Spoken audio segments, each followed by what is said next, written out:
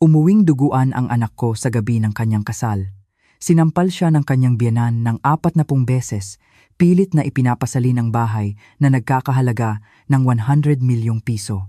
Namumula ang mga mata kong tinawagan ang dati kong asawa, inaapi ang anak mo.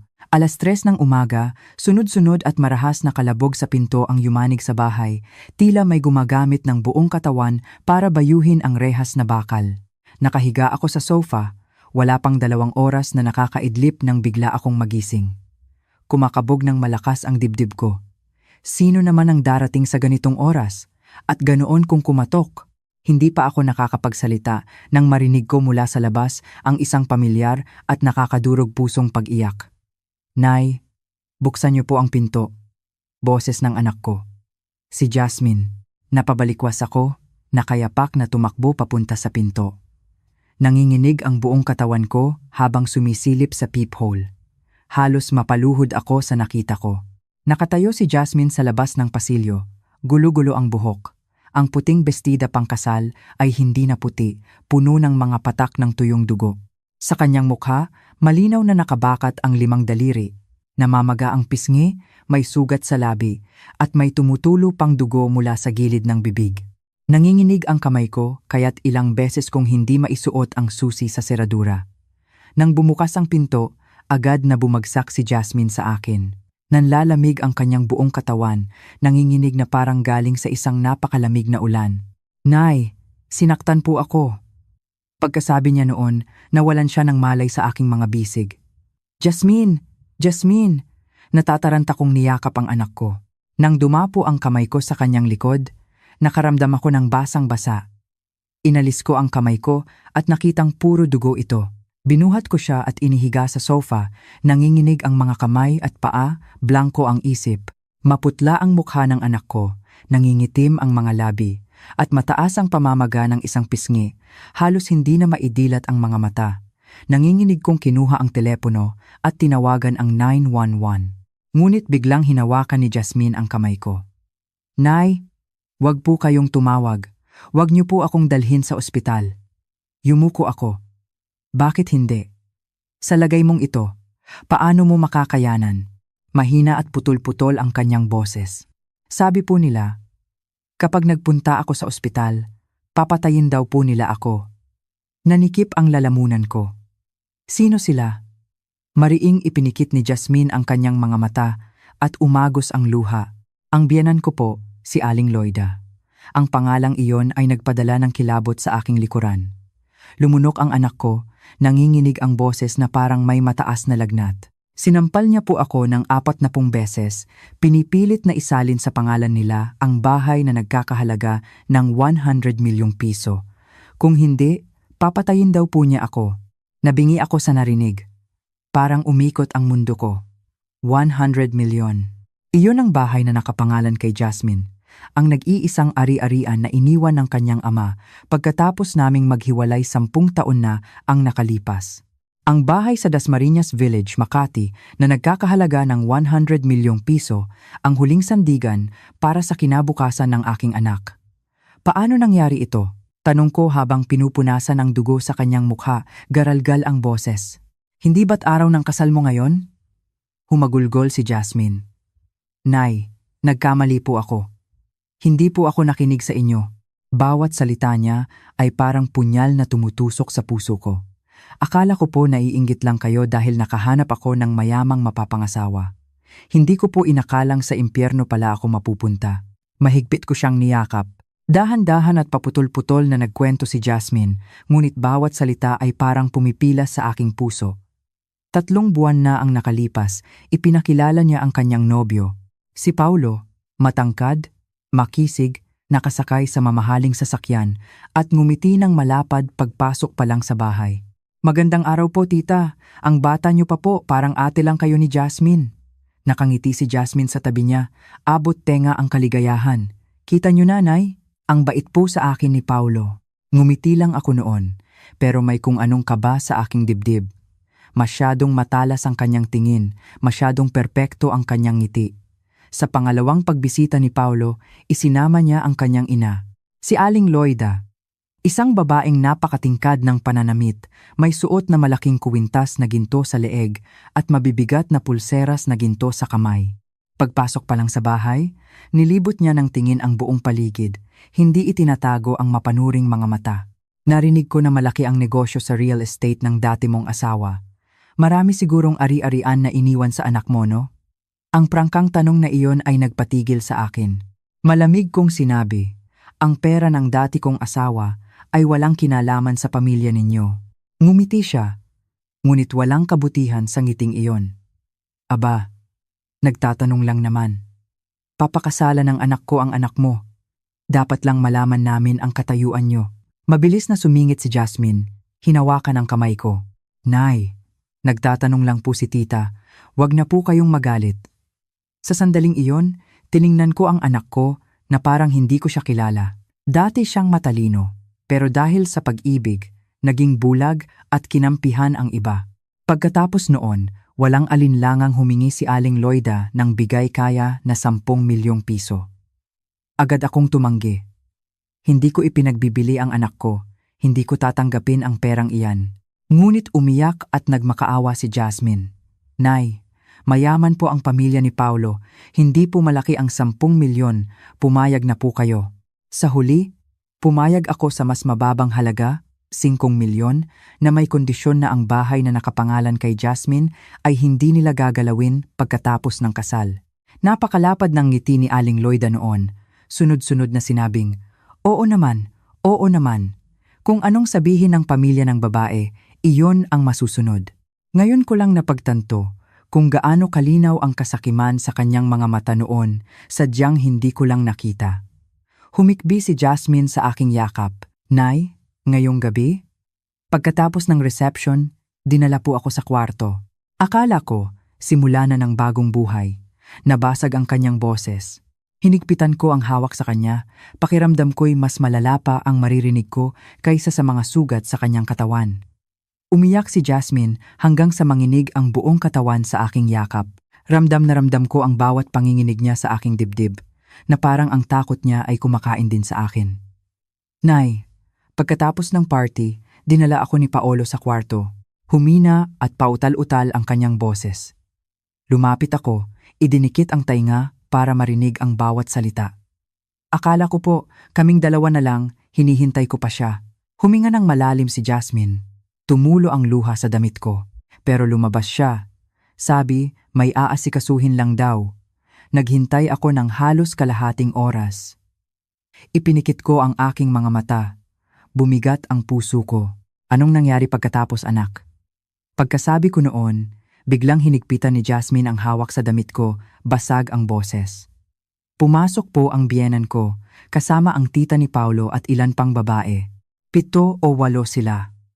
Nanlamig ako sa narinig. Kinandado po nila ang pinto. Humagulgol si Jasmine. Hindi ko pa naiintindihan ang nangyayari, sinabunutan na po ako ni Aling Loida at idiniin sa kama. Hindi ko napigilang manginig ang kamay. Tinanong niya po ako kung kailan ko isasalin ang bahay na 100 milyon.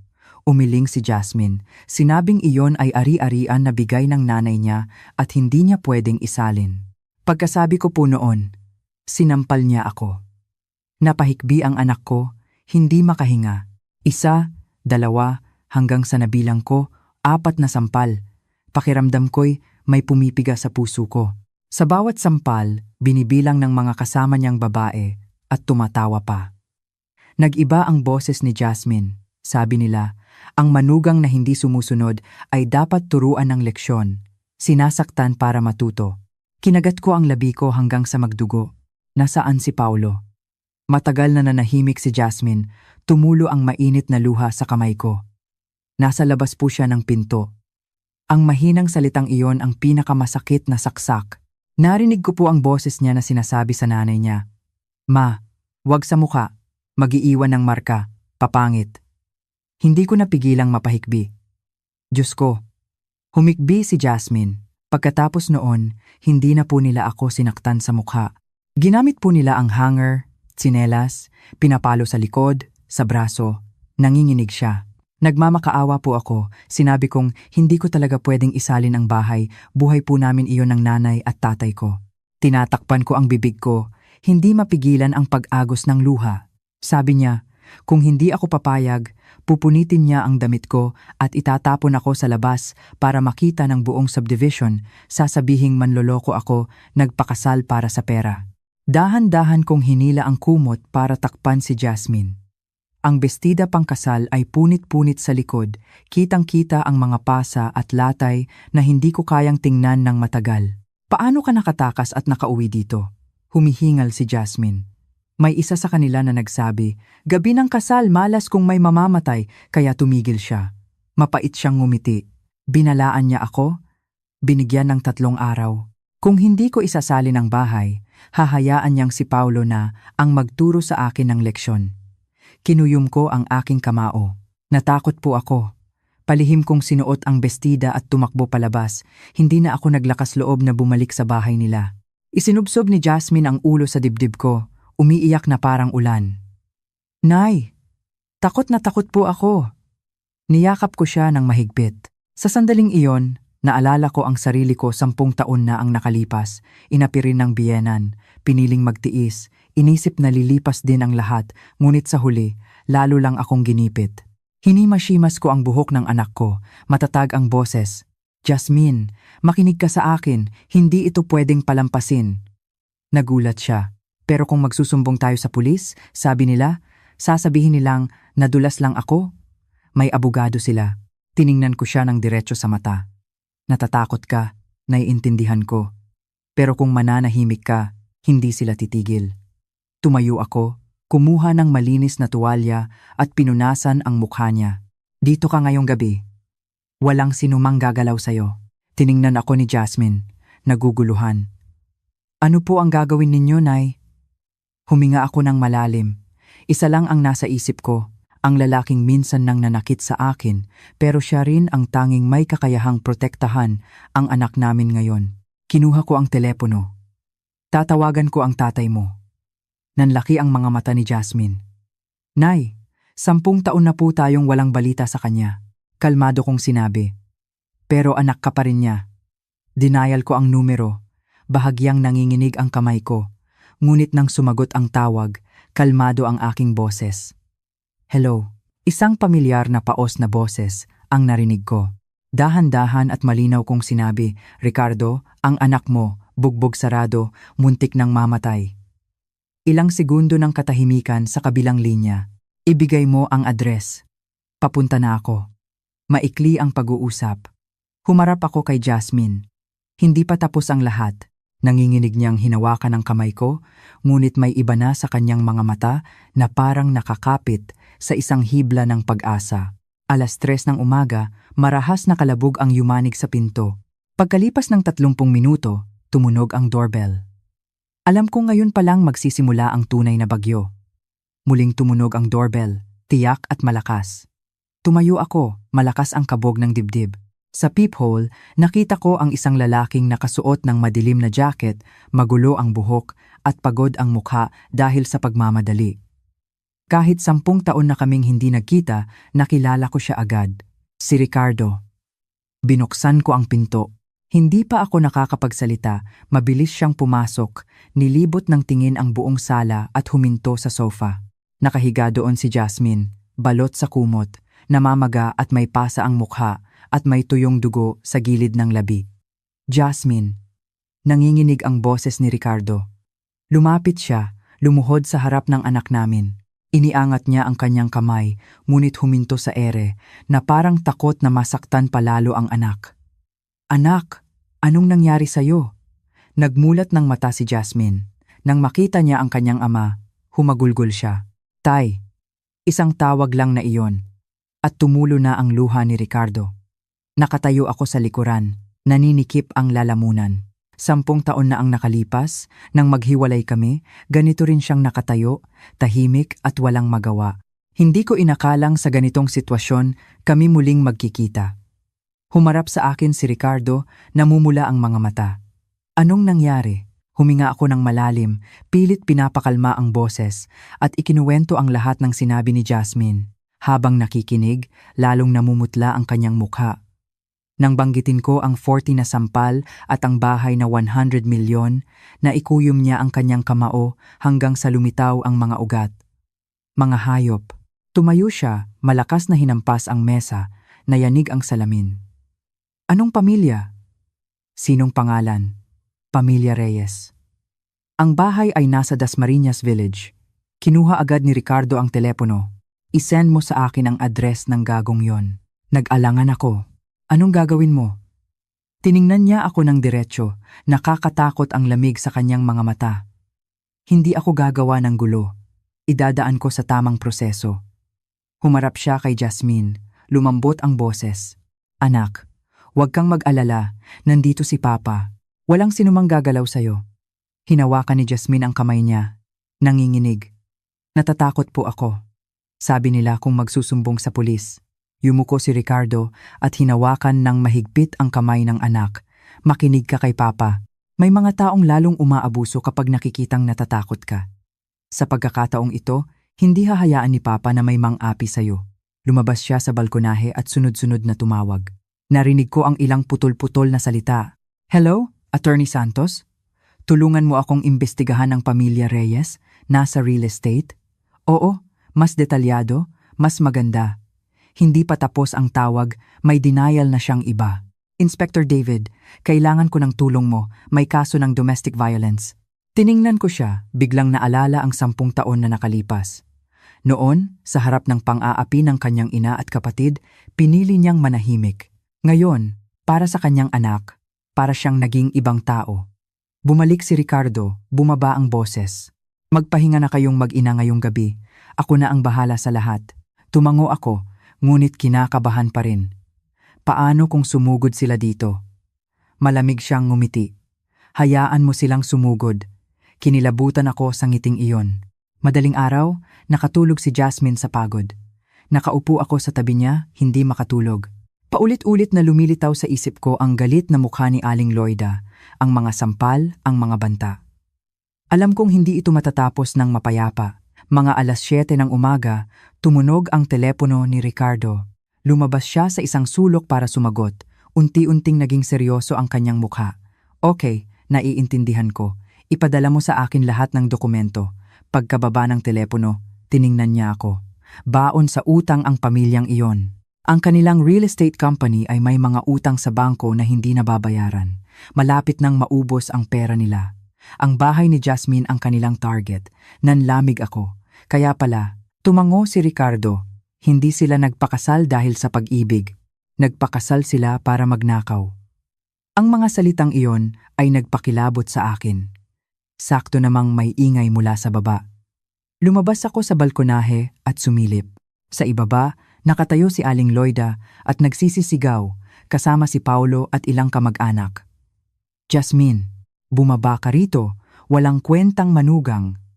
Nakakabingi ang boses niya kaya nagsimulang maglabasan ang mga kapitbahay. Tumingala si Paulo sa balkonahe.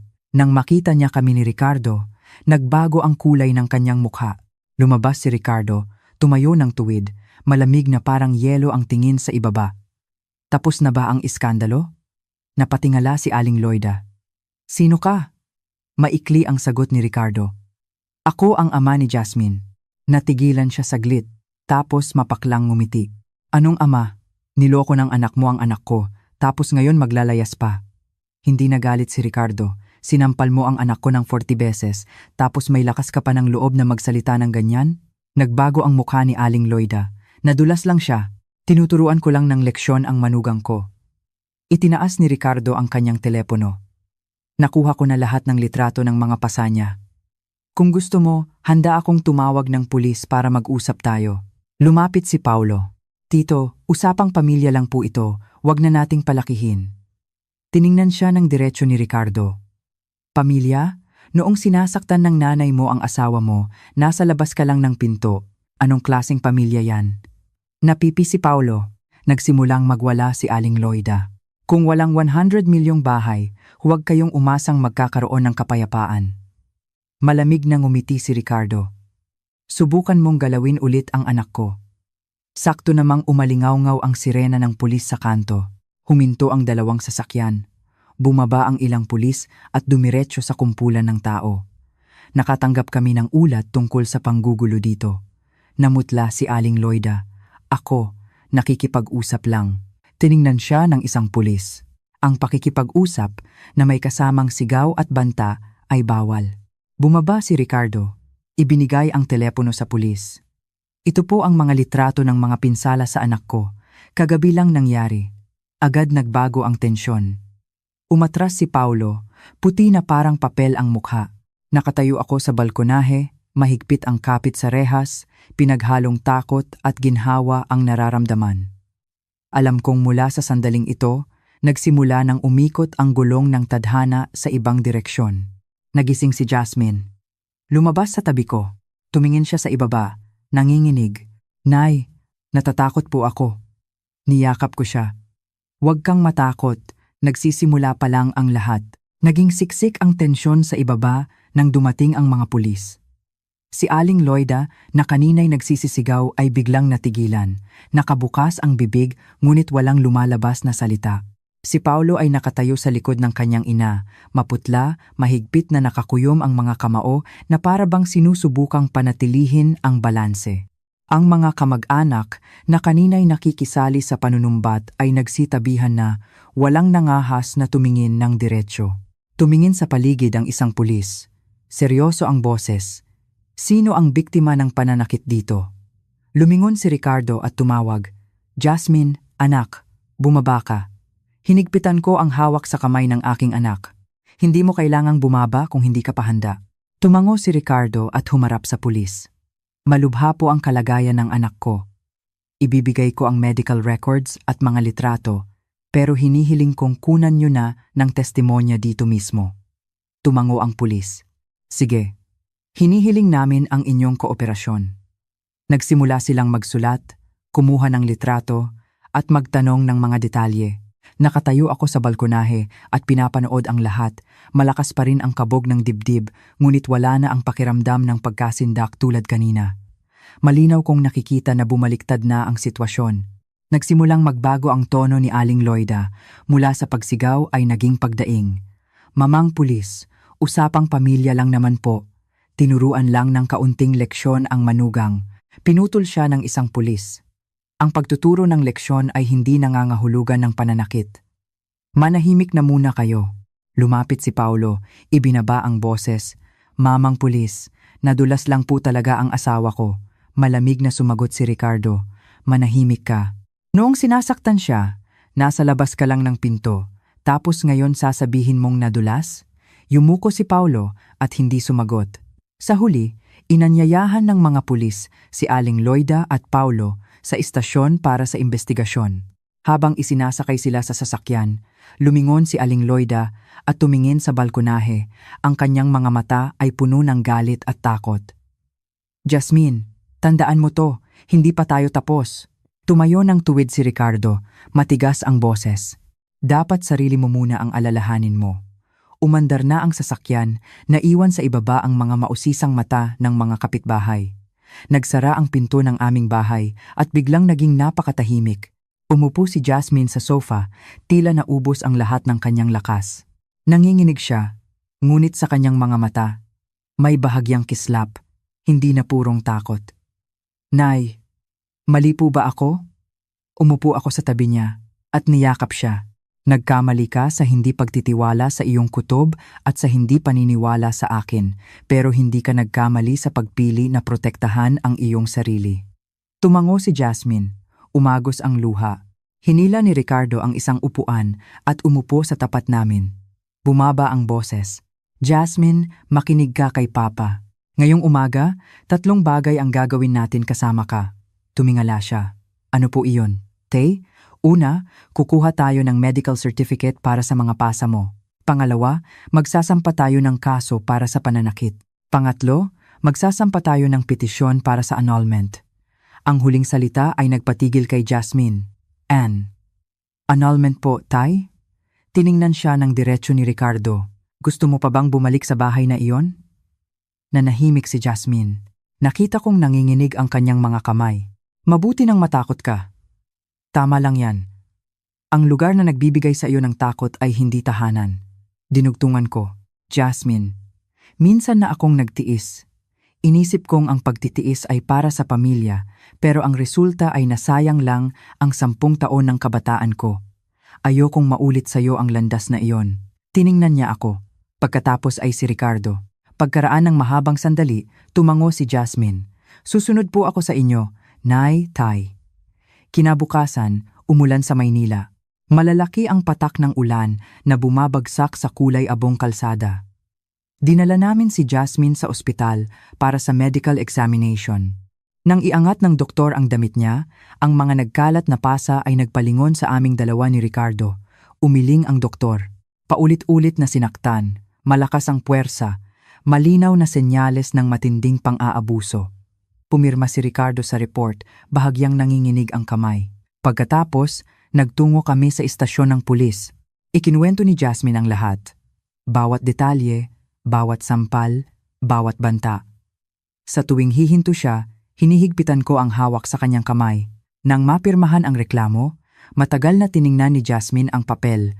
Nay, mula sa sandaling ito, hindi na po ako asawa ni Paulo. Tama po ba? Hinaplos ko ang kanyang buhok.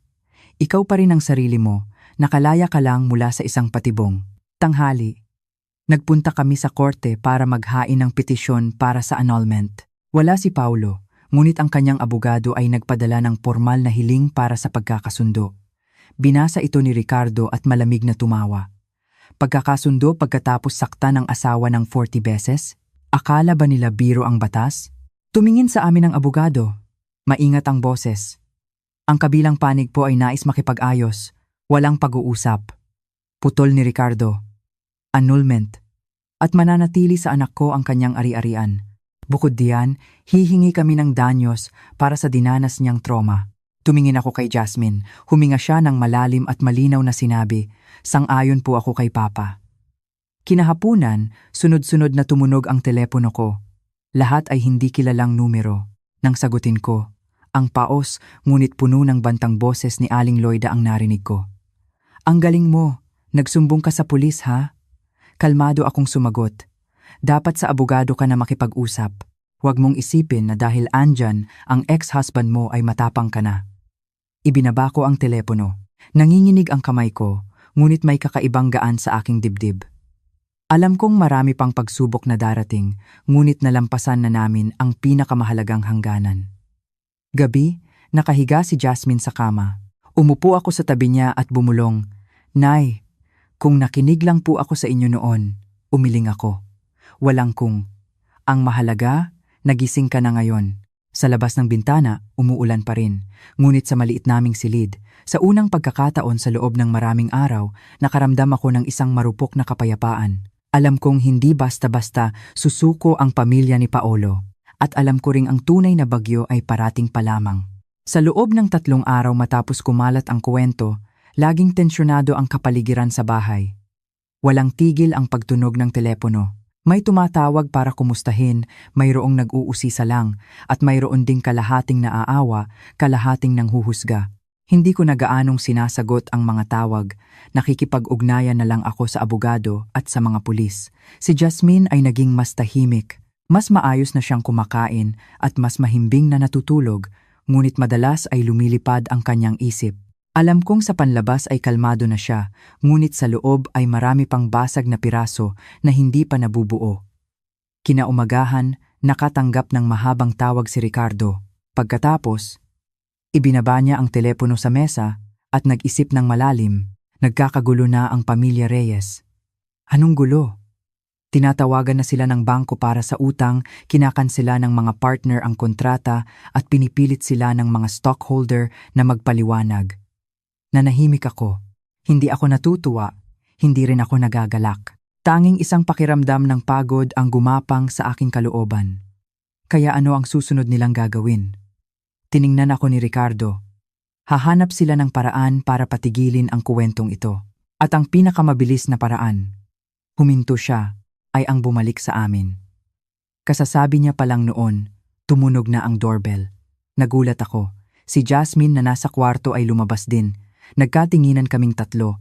Ako ang nagbukas ng pinto. Sa harap ko ay isang lalaking nasa katanghaliang gulang. Maayos ang pananamit at pagod ang mukha. Magandang araw. Ako si Ginoong Victor Reyes, ama ni Paolo. Tiningnan ko siya ng diretso. Anong kailangan ninyo? Bumuntong hininga siya. Puwede ba akong pumasok para makipag-usap? Lumabas si Ricardo. Kung naparito kayo para humingi ng tawad at ayusin ito ayon sa batas, handa kaming makinig. Tumango si G. Reyes at pumasok. Nang makita niya si Jasmine, natigilan siya at may bahid ng pagsisisi sa kanyang mga mata. Jasmine, Hija, pasensya ka na. Hindi kumibo ang anak ko. Humarap si G. Reyes sa amin ni Ricardo. Umabot na sa ganito ang sitwasyon. Hindi ko na kayang ipagtanggol ang asawa at anak ko. Ang gusto ko lang ay matigil na ito. Nagkrus ng braso si Ricardo. Paano matitigil? Mabilis na annulment. Tatanggapin namin ang danyos. Tinaasan ko siya ng kilay. Magkanong danyos? Lumunok si G. Reyes. 500,000 piso. Malamig na tumawa si Ricardo. 500,000 para sa 40 sampal, para sa isang gabing parang impyerno? Namula ang mukha ni G. Reyes. Mahirap din ang sitwasyon namin ngayon. Tiningnan ko siya ng diretso sa mata. Ang kahirapan ninyo ay kayo ang gumawa. Hindi sakripisyo ang anak ko. Matagal na nanahimik si G. Reyes, pagkatapos ay bumaba ang boses. Ano ang gusto ninyo? Walang pag-aalinlangang sumagot si Ricardo. Agarang annulment, mananatili kay Jasmine ang kanyang ari-arian at babayaran ninyo ang danyos ayon sa itinakda ng batas at isa pang kondisyon. Anong kondisyon? Isang pampublikong paghingi ng tawad. Natigilan si G. Reyes. Pampubliko? Oo, pampublikong pag-amin sa ginawang pananakit. Natahimik ang lahat. Yumuko si G. Reyes, bahagyang nanginginig ang mga kamay. Kung gagawin ko yan, babagsak na ang kumpanya. Tiningnan siya ni Ricardo. Malamig ngunit malinaw ang boses. Kung gayon, isipin ninyo kung gaano katagal patatayo ang kumpanya ninyo kung magpapatuloy ito. Biglang nagsalita si Jasmine. Hindi ko kailangan ang pera ninyo. Pareho kaming napalingon ni Ricardo sa kanya. Ang kailangan ko lang ay makalaya sa kasal na ito, maging malaya at walang sinuman sa pamilya ninyo ang magpapakita pa sa buhay ko. Hindi malakas ang kanyang boses, ngunit buo. Matagal siyang tiningnan ni G. Reyes, pagkatapos ay tumango. Sige, kukumbinsihin ko ang asawa ko. Idiniin ni Ricardo. Hindi pagkumbinsi. Pilitin mo. Pagkaalis ni G. Reyes, umupo si Jasmine sa upuan at bumuntong hininga. Nay, ayoko na silang makita. Niyakap ko siya. Alam ko, malapit nang matapos ang lahat. Ngunit masyado akong naging optimistiko. Kinahapunan, isang video ang biglang lumabas sa internet. Sa video, umiiyak si Aling Loida sa harap ng kamera, mukhang pagod at kawawa. Ako po ang biyenan ni Jasmine. Nais ko lang pong linawin. Hindi ko po siya sinampal ng 40 beses. Nagkaroon lang kami ng maliit na pagtatalo at tulakan. Napanood ko ito at nanlamig ang aking mga kamay. Dahil sa galit, sinaktan niya ang sarili niya at pinaratangan ang pamilya namin. Nakatayo si Jasmine sa tabi ko. Nanginginig ang buong katawan. Nay, ganyan ang sinasabi nila tungkol sa akin. Pinatay ni Ricardo ang video. Nagsusugal na sila. Tumawag agad ang abogado pagkatapos noon. Gusto nilang palabasin na si Jasmine ang nanakit sa sarili. Mapait akong tumawa. Katawa-tawa. Pero mapanganib. Kung hindi tayo kikilos agad, may maniniwala sa kanila. Tumango si Ricardo. Ihanda ang medical records. Gusto kong ilabas lahat sa publiko. Gabi na. Hindi makakain si Jasmine. Nakaupo siyang yakap ang mga tuhod sa kama. Nay, paano kung maniwala ang mga tao sa kanila? Hinawakan ko ang kanyang kamay. Makinig ka, anak. Ang katotohanan ay maaaring mabagal pero hindi ito nawawala. Pumasok si Ricardo. Bukas, magsusumite ako ng karagdagang ebidensya at hihilingin sa korte na mag-issue ng agarang proteksyon. Tiningnan siya ni Jasmine. Namumula ang mga mata. Pagod na po ako. Umupo si Ricardo sa harap niya. Alam ko, anak. Pero konting tiis na lang. Sa labas, nagdidilim ang kalangitan, umiihip ang malakas na hangin. Pakiramdam ko'y isang malaking bagyo ang paparating. Nasa bingit na ng pagkatalo ang pamilya Reyes at kapag nasugatan ng isang hayop, Ito ang pinakamalupit kumagat. Ang tanging hiling ko lang ay pagkatapos ng bagyong ito, tuluyan nang makakalabas sa liwanag ang aking anak. Mas mabilis kumalat ang video ni Aling Loida kaysa sa inaasahan ko. Sa loob lang ng isang gabi, lumabas na ito sa lahat ng social media groups. May mga naawa sa kanya, may mga nagduda, at mayroon ding nagsimulang bumatikos kay Jasmine. Walang usok kung walang apoy. Ang mga manugang ngayon, palaban na. Nanginginig ang puso ko habang binabasa ang mga komento. Nabasahan ni Jasmine ang ilan at humagulgol. Niyakap niya ang unan, nanliit na parang noong gabing umuwi siyang duguan ang bestida. Nay, pagod na po ako. Ayoko nang mag-online. Umupo ako sa tabi niya, niyakap siya ng mahigpit. Huwag mo nang basahin. Ang kailangan mo ngayon ay magpahinga. Ngunit madaling sabihin, ang katotohanan ay hindi kami tinantanan ng opinyon ng publiko. Kinaumagahan, nang buksan ko ang pinto para kunin ang delivery, sinalubong ako ng mausisang tingin ng ilang kapitbahay. Walang nagsalita, pero ang mga tingin na iyon ay nagpabigat sa aking dibdib. Mas maagang dumating si Ricardo kaysa dati, may dalang makapal na folder. Handa na ang abogado. Handa para saan? Para gumanti. Maikli niyang sabi. Alam kong dumating na ang oras na hindi na kami pwedeng depensa lang. Nagpunta kami sa opisina ng abogado. Nakasuot ng sombrero at face mask si Jasmine, pero may nakakilala pa rin sa kanya. Yumuko siya at nagmamadaling pumasok.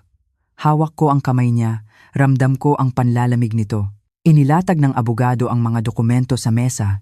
Ito ang kumpletong resulta ng medical examination.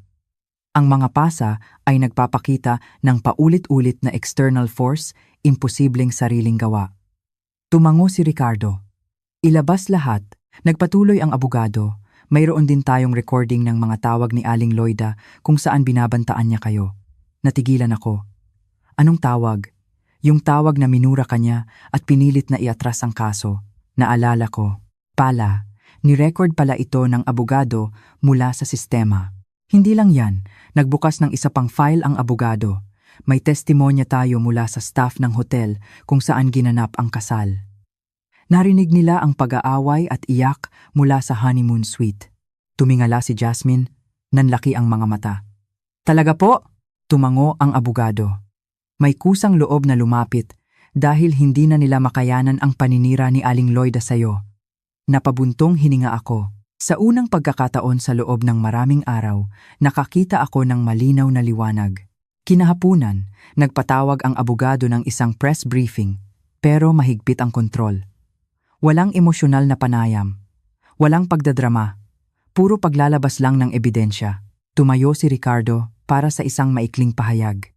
Hindi namin nais gawing libangan ng publiko ang pribadong usapin, ngunit kapag ang katotohanan ay binabaluktot, napipilitan kaming magsalita. Pagkatapos, sunod-sunod na ipinakita ng abogado ang medical certificate, mga litrato ng pasa, audio recording at testimonya ng mga saksi. Natahimik ang buong silid. Nakita kong napakunot noo ang ilang reporter, ang iba na may napabuntong hininga. Nailathala ang balita sa loob lang ng ilang oras. Sa pagkakataong ito, hindi na malabo ang mga headline. May matibay na ebidensya, kaso ng pananakit sa gabi ng kasal. Mabilis na bumaliktad ang opinyon ng publiko. Ang mga dating nagduda kay Jasmine ay nagsimulang manahimik. Lumabas ang mga mensahe ng paumanhin, pasensya na sa mabilis na panghuhusga. Hindi ka panipaniwala, ang video ni Aling Loida ay binalikan, sinuri ang bawat salita at itinuro ang bawat kasinungalingan.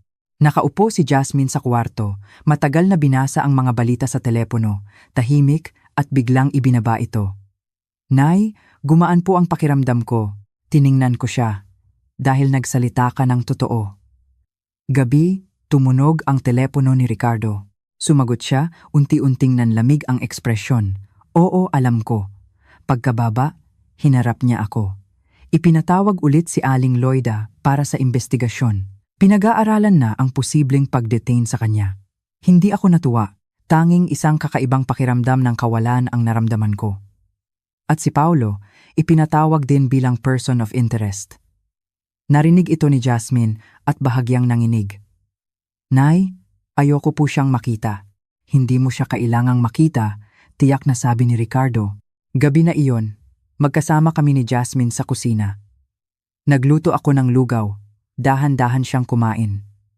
Nay, kung hindi po ako tumakbo pa uwi noon, kung tiniis ko lang, ibinaba ko ang kutsara at tiningnan siya ng diretsyo. Jasmine, makinig ka. Kung hindi ka tumakbo noon, baka wala ka na dito ngayon. Humagulgol siya, pero sa pagkakataong ito, tahimik na pag-iyak. Niyakap ko siya, marahang tinapik ang likod. Hindi ko kailangan na maging malakas ka. Ang kailangan ko lang ay buhay ka at ligtas. Sa labas, dumidilim na, nagsisindi na ang mga ilaw ng lungsod. Sa malabong liwanag, nakita kong unti-unting nagre-relax ang anak ko. Hating gabi, nag-text ang abogado. Ang pamilya Reyes ay humihiling ng pribadong pag-uusap para makipag-ayos. Binasa ito ni Ricardo at mapaklang ngumiti. Nagsisimula na silang matakot. Makikipagkita ba tayo? Tanong ko. Tiningnan niya ako. Oo, pero sa pagkakataong ito, iba na ang mga kondisyon. Tumingala si Jasmine. Ayoko na pong makipagkasundo. Ipinatong ni Ricardo ang kamay sa balikat niya. Hindi ito pakikipagkasundo. Ito ay pagtatapos. Naintindihan kong papalapit na sa huling yugto ang laban na ito. Ang mga dating mayabang ay nagpapakita na ng takot. At ngayong nasa panig na namin ang katotohanan, naniniwala akong malapit na ang araw ng tunay na kalayaan ni Jasmine. Itinakda ang pag-uusap kinaumagahan sa opisina ng abogado.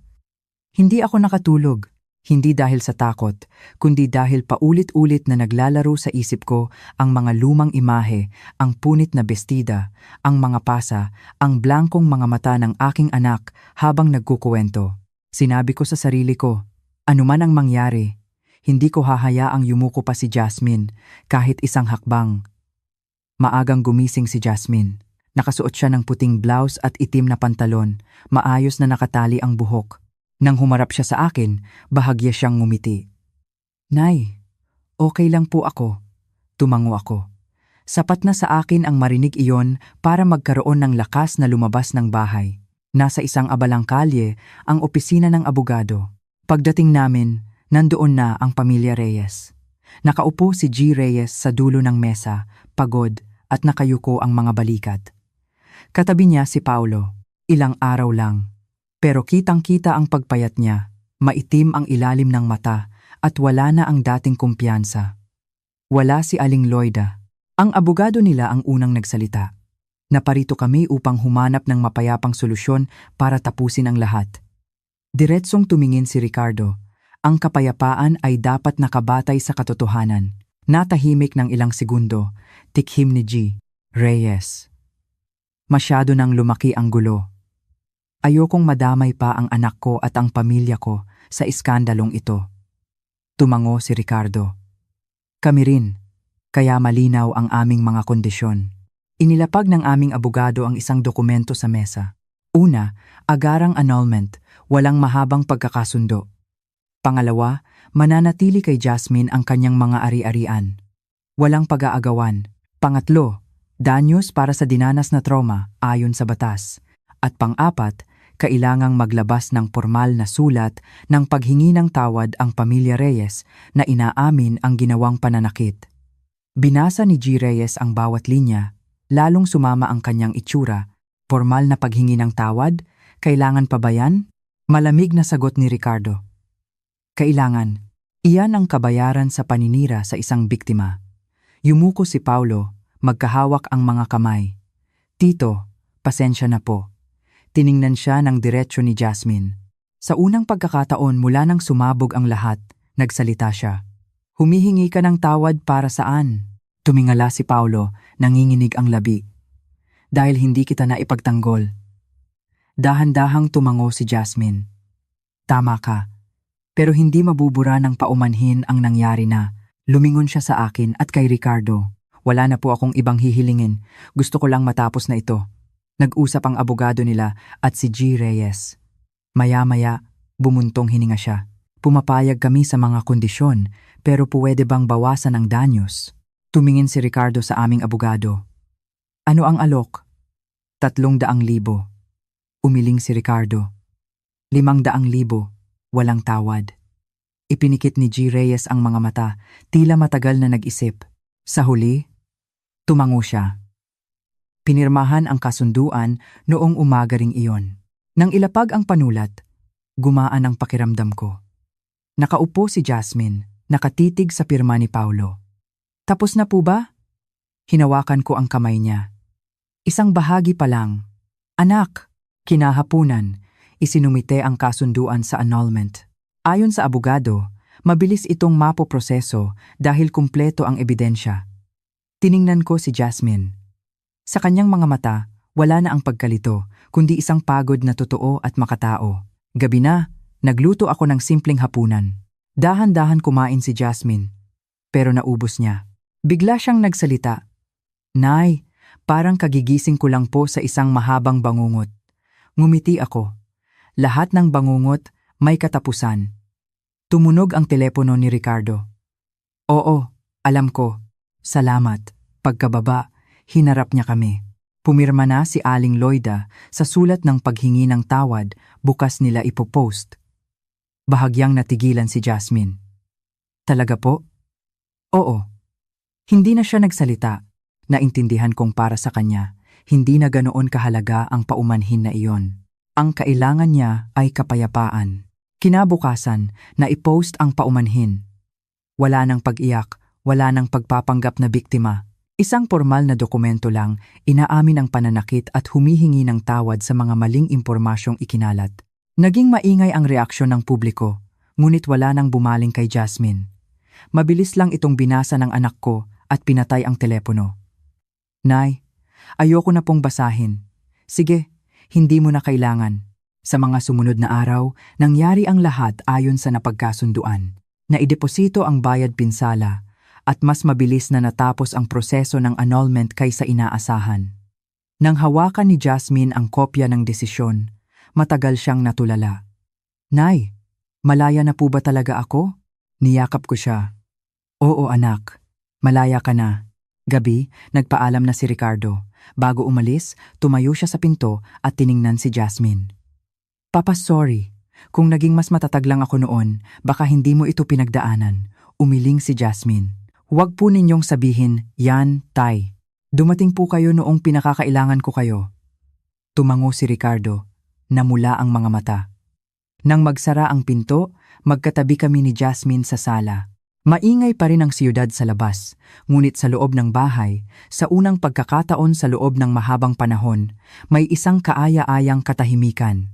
Alam kong malapit nang matapos ang legal na laban, ngunit ang paghilom ni Jasmine ay nagsisimula pa lang. At mananatili ako sa tabi niya, bawat hakbang, hanggang sa muli siyang ngumiti ng totoo. Pagkatapos ng annulment, ang maliit kong bahay ay naging napakatahimik. Wala nang sunod-sunod na tawag, wala nang mga mensahe ng banta o pag-uusisa. Tila nabalot ang lahat sa isang manipis na alikabok ng kapayapaan na nagbigay sa akin ng ginhawa ngunit may kasamang pananabik. Mas madalas nang nasa bahay si Jasmine. Hindi siya nagmamadaling bumalik sa trabaho. Pinayuhan siya ng doktor na magpahinga pa para makabawi ang katawan at isipan. Hindi ko siya minadali.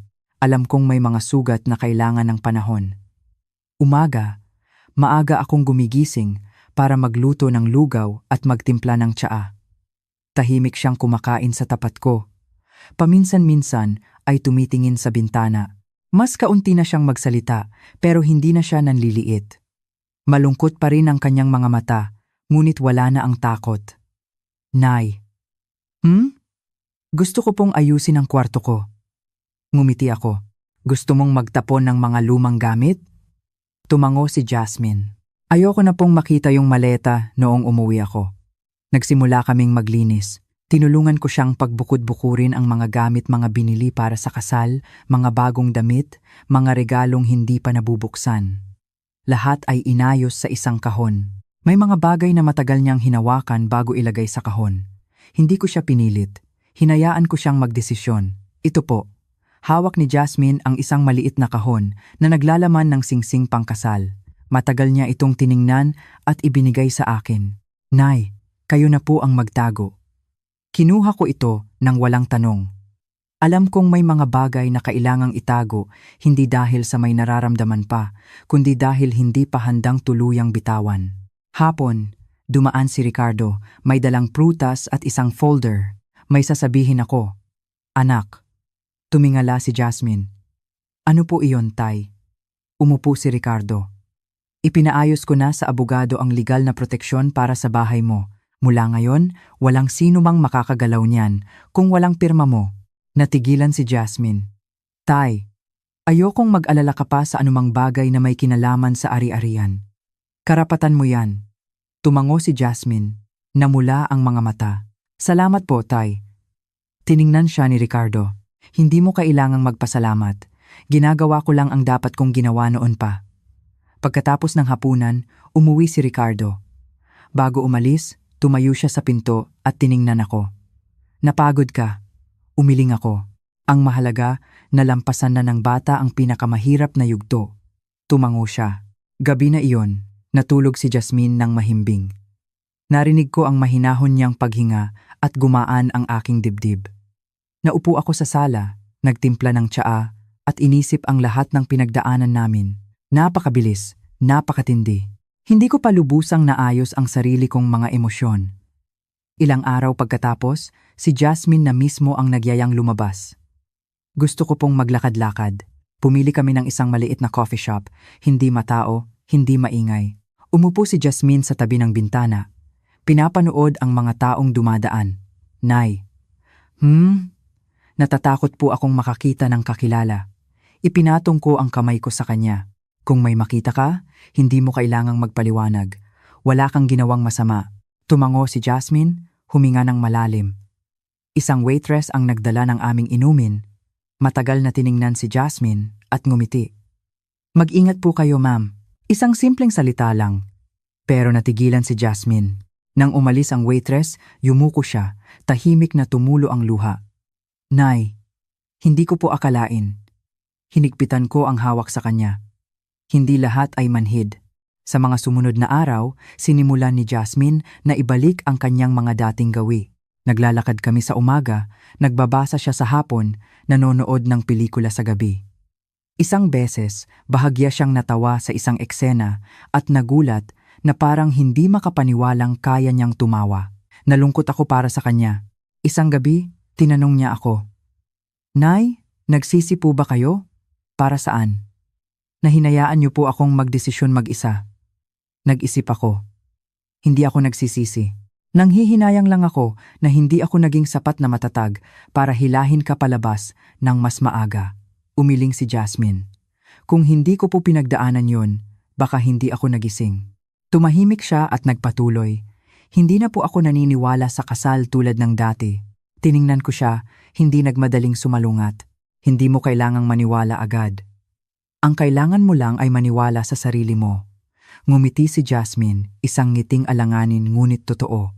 Lumipas ang ilang linggo, nakatanggap si Jasmine ng email mula sa dati niyang kumpanya. Tinatanong kung kailan siya babalik. Matagal siyang nag-isip at sinabi sa akin, Nay, gusto ko na pong mag-resign. Bakit? Gusto ko pong magbago.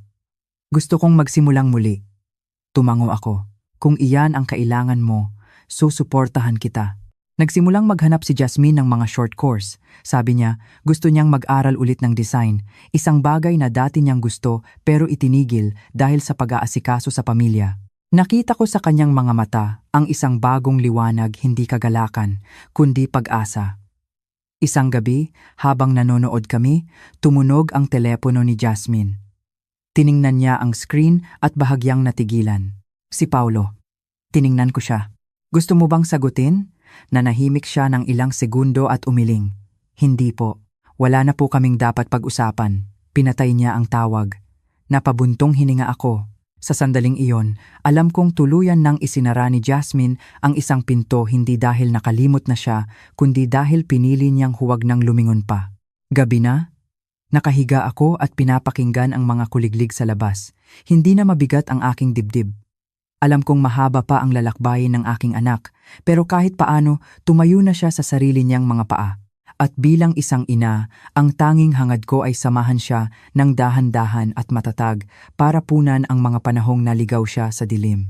Sinimulan ni Jasmine ang mga bagong araw sa isang mabagal na ritmo. Wala nang nagmamadaling umaga, wala nang pressure na patunayan ang anumang bagay kanino man. Maaga siyang gumigising, tinitimplahan ako ng tsaa, at lumalabas sa balkonahe para lang hapin ang sariwang hangin. Pinapanood ko siya mula sa likod. Mas tuwid na ang kanyang likod, mas matatag ang kanyang mga hakbang, kahit may mga sandaling natutulala siya na parang kinakausap ang sarili. Nay, nakapag-enroll na po ako sa design course. Ngumiti ako. Kailan magsisimula? Sa susunod na linggo. Hindi na nanginginig ang boses niya. Iyon ang nagbigay sa akin ng kapayapaan. Sa unang araw ng klase ni Jasmine, hindi ako sumama. Sabi niya, gusto niyang subukang lumabas mag-isa. Bago umalis, tumayo siya sa pinto at lumingon sa akin. Nay, baka gabihin po ako. Walang problema. Gawin mo kung anong gusto mo. Tumango siya at isinara ang pinto. Matagal kong tiningnan ang nakasarang pinto, halo ang kaba at pagmamalaki. Tanghali, nakatanggap ako ng text mula sa kanya. Nay, masaya po sa klase. Hindi po ako out of place. Napaluha ako habang binabasa ito. Sa mga sumunod na araw, naging mas abala si Jasmine. Nag-aaral, gumagawa ng assignments, naghahanap ng materyales. Minsan, inaabot siya ng hating gabi, pero kapag lumalabas siya ng kwarto, hindi na pagod ang mukha niya, kundi isang kakaibang focus. Isang gabi, umupo siya sa tabi ko, binuksan ang laptop. Nay, tingnan niyo po ito. Tumingin ako sa screen. Hindi ko maintindihan ang mga linya at kulay, pero nakita kong nagliliwanag ang kanyang mga mata habang ipinapaliwanag ito. Hindi ako eksperto, pero nakikita kong seryoso ka. Ngumiti si Jasmine. Ganoon din po ang nararamdaman ko. Isang ngiting hindi man masaya, ngunit totoo. Samantala, hindi pa rin tuluyang nawawala ang alingaw-ngaw ng nakaraan. Minsan, may mga kakilalang nagtatanong, narinig ko, yung nangyari sa anak mo. Maikli lang ang sagot ko. Tapos na po ang lahat. Hindi na umiiwas si Jasmine sa mga ganoong tanong. Nanahimik siya kung kailangan, nagsasalita ng malinaw kung gusto niya. Nakikita kong natututo siyang magtakda ng hangganan. Isang hapon, dumaan si Ricardo. May dala siyang folder pero hindi tungkol sa trabaho. Tiningnan niya si Jasmine at nagtanong, "Kamusta ka na?" Nag-isip si Jasmine. Natatakot pa rin po ako, pero hindi ko na nararamdaman na wala akong silbi. Tumango si Ricardo. Sapat na yan. Tiningnan ko silang mag-ama. Lumambot ang puso ko. Marahil, ang mga basag sa aming nakaraan ay dahan-dahang naghihilom sa ibang paraan, hindi sa pamamagitan ng pagbabalik, kundi sa pamamagitan ng pag-unawa. Isang gabi, matagal na nakaupo si Jasmine sa balkonahe. Dinalhan ko siya ng mainit na gatas. Nay, minsan po, napapanaginipan ko pa rin yung gabing yon. Umupo ako sa tabi niya. Tapos anong ginagawa mo? Nagigising po ako. Mabilis ang tibok ng puso, pero hindi na po ako umiiyak. Sinasabi ko sa sarili ko na tapos na ang lahat. Hinawakan ko ang kamay niya. Iyan ang paghilom, anak. Hindi paglimot, kundi pagharap. Tumango si Jasmine, malayo ang tingin. Akala ko po dati, mahina ako. Ngayon po, alam kong hindi mali ang maging mahina. Ang mali ay hayaang tapakan ka ng iba. Wala na akong idinagdag. Alam kong may natutunan na siya para sa kanyang sarili. Isang araw, nakatanggap si Jasmine ng email mula sa isang bagong kaklase, inaanyayahan siyang sumali sa isang maliit na proyekto. Ipinakita niya ito sa akin. Nay, may nag-aya sa akin. Ngumiti ako. Anong pakiramdam mo? Pakiramdam ko po may silbi ako. Nanikip ang dibdib ko sa sinabi niya, dahil alam ko kung gaano niya inisip noon na wala siyang halaga. Sa mga sumunod na gabi, nagsimulang lumabas si Jasmine. Minsan para sa group study, minsan para lang maglakad-lakad mag-isa. Sa bawat pag-uwi, may ikinukwento siyang maliliit na bagay. Wala na akong kabang nararamdaman. Minsan, tinanong niya ako, Nay, nagsisi po ba kayo sa annulment? Matagal akong nag-isip. May mga pagkakataong nalungkot ako, pero hindi ako nagsisi. Bakit po? Dahil sa desisyong iyon, natuto akong tumayo sa sarili kong paa. At dahil doon, naging sapat akong malakas para protektahan ka. Tiningnan ako ni Jasmine, namumula ang mga mata. Sana po maging kasing lakas ninyo ako. Ngumiti ako. Malakas ka na, ngayon mo lang napagtanto. Sa katapusan ng buwan, natapos ni Jasmine ang kanyang unang kurso. Umuwi siya na may dalang maliit na sertipiko at inilagay sa mesa. Nay, nagawa ko po. Niyakap ko siya. Matagal mo nang nagawa. Gabi na iyon, matagal akong nag-isip. Inisip ko ang paglalakbay naming mag-ina mula sa takot at gulat hanggang sa pagiging kalmado at pag-asa. Naintindihan kong ang paghilom ay hindi isang destinasyon, kundi isang mahabang daan. Minsan pasulong, minsan paatras. Pero hanggat hindi na nakatayo si Jasmine sa gitna ng sakit, sapat na iyon. Kinaumagahan, sinabi ni Jasmine ang isang bagay na ikinagulat ko. Nay, gusto ko pong bumukod. Tiningnan ko siya. Sigurado ka? Gusto ko pong subukan. Gusto kong maging independent, pero malapit pa rin sa inyo. Tumango ako, halo ang kaba at pagmamalaki. Sige, kapag kailangan mo ako, nandito lang ako. Ngumiti si Jasmine, isang ngiting payapa, walang bahid ng takot. Alam kong ang aking anak ay tunay nang papasok sa isang bagong kabanata ng kanyang buhay. Ang desisyon ni Jasmine na bumukod ay dumating ng mas mabilis kaysa inaasahan ko. Hindi ito bigla ang naisip, hindi rin ito pagtakas. Sinabi niya ito sa isang napakakalmadong boses na tila matagal na niyang pinag-isipan. Nay, gusto ko pong maging responsable sa sarili kong buhay. Tiningnan ko siya. Puno ng magkahalong emosyon, pag-aalala, pagmamahal at pagmamalaki. Saan ka titira? Naghahanap po ako ng maliit na apartment malapit sa school. Hindi naman po malayo dito. Tumango ako. Sige, pero isa lang ang tandaan mo. Tumingin si Jasmine. Kapag kailangan mo ako, laging nandito lang si nanay. Ngumiti siya, mainit ang mga mata. Alam ko po, nagsimula kaming maghanap ng bahay tuwing weekend. Hindi pumili si Jasmine ng mamahalin. Sapat na ang maayos, ligtas at maliwanag. Matagal siyang tumayo sa balkonahe ng isang maliit na apartment sa ika-6 na palapag, nakatingin sa kalsadang puno ng mga puno. Nay, gusto ko po dito. Bakit? Kasi po pakiramdam ko, makakahinga ako. Naintindihan ko. Pagkatapos ng lahat, ang kailangan niya ay hindi kaginhawahan, kundi pakiramdam ng kaligtasan. Sa araw ng pagpirma ng kontrata, si Jasmine mismo ang nagbasa ng bawat sugnay. Nakaupo ako sa tabi niya, hindi nakikialam. Nakikita kong natututo siyang protektahan ang sarili, hindi sa pamamagitan ng takot, kundi sa pamamagitan ng pagiging alerto. Gabi, nag-empake kaming dalawa. Hindi marami, ilang kahon ng damit, libro, at isang maliit na halaman na paborito ni Jasmine.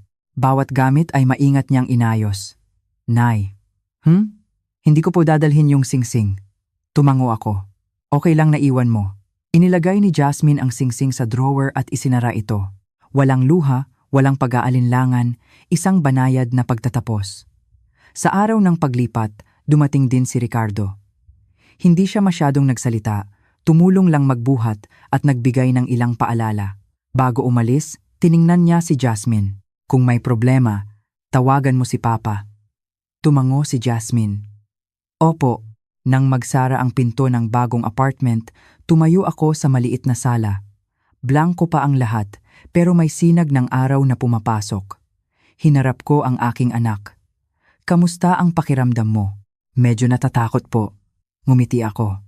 Normal lang yan, pero hindi ka nag-iisa. Sa mga unang araw, nanibago si Jasmine. Gabi-gabi siyang tumatawag para magkwento ng maliliit na bagay. Nay, naaalatan po ako sa luto ko. Nay, kumukurap po yung ilaw. Matiyaga akong nakinig at sumagot. Alam kong hindi ito kahinaan, kundi paraan niya ng pag-aaral na maging independent. Pagkalipas ng 1 linggo, dumalang na ang mga tawag. Naging mas abala si Jasmine, tumatanggap ng maliliit na freelance na trabaho. Ipinagmalaki niya sa text, Nay, may una na po akong kliyente. Napangiti ako sa tuwa. Isang hapon, binisita ko siya. Ang apartment ay may mga bagong halaman at ilang maliliit na painting sa dingding. Nagtimpla si Jasmine ng tsaa. Ibang-iba na siya, mas maayos, mas may tiwala sa sarili. Mukhang mas okay ka na, sabi ko. Tiningnan niya ako. Ganoon na nga po. Nanahimik kami sandali at biglang nagsalita si Jasmine. Nay, may nag-text po sa akin, nakikipagkilala. Hindi ako nagulat. Anong pakiramdam mo? Hindi po ako nagmamadali. Kaibigan lang po muna. Tumango ako. Hindi mo kailangang patunayan ang anuman. Ngumiti si Jasmine. Alam ko po, gusto ko lang malaman kung hanggang saan ko kayang magbukas ng puso. Gabi, pag-uwi ko, naramdaman kong mas maluwag ang bahay. Wala na ang pamilyar na yabag, wala na ang tunog ng pagbukas ng pinto ng kanyang kwarto. Umupo ako sa sofa at napabuntong hininga. Namimiss ko siya, pero hindi ako malungkot. Alam kong ito ay isang magandang uri ng pangungulila. Ilang araw pagkatapos, nakatanggap ako ng tawag mula sa isang hindi kilalang numero. Hello, kayo po ba ang nanay ni Jasmine? Ako nga. Si Paolo po ito. Natigilan ako. Anong kailangan mo? Gusto ko lang pong malaman kung okay si Jasmine. Pagod ang boses niya. Hindi mo na kailangang malaman. Mas okay siya ngayong wala ka na sa buhay niya. Natahimik ang kabilang linya. Sorry po talaga. Dahan-dahan akong sumagot. Ang paumanhing huli na ay kadalasang walang bisa. Ibinaba ko ang tawag. Nang ikwento ko kay Jasmine, tumango lang siya. Hindi na po ako galit, Nay. Ayoko lang pong bumalik. Gumaan ang pakiramdam ko. Ang pagpapatawad para sa kanya ay hindi pagbabalik, kundi paglaya. Isang gabi sa katapusan ng buwan, tumawag si Jasmine. Nay, sa weekend, kain po tayo dito sa bahay. Ngumiti ako. Ikaw, magluluto? Opo, gusto ko po kayong imbitahan. Simpleng hapunan lang iyon, sinigang, pritong isda, mga pagkaing bago pa lang niyang natutunang lutuin. Nakaupo si Jasmine sa tapat ko. Mas madalas nang ngumingiti. Nay. Salamat po. Para saan? Dahil hindi po ninyo ako pinilit mabuhay sa paraang gusto nyo. Pero laging nandyan kayo kapag kailangan ko kayo.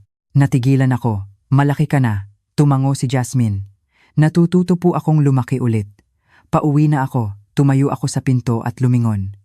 Nakatayo doon si Jasmine. Tinatamaan ng ilaw ang payapa niyang mukha. Napagtanto kong ang aking anak ay tunay ng humakbang palabas ng aking mga bisig, hindi dahil sa paglayo, kundi dahil sapat na siyang matatag. Habang nasa daan, marami akong naisip. Marahil, ang pinakamasayang bahagi ng pagiging ina ay hindi ang panatilihin ang anak mo sa iyong tabi, kundi ang makita siyang sapat na malakas para maglakad mag-isa.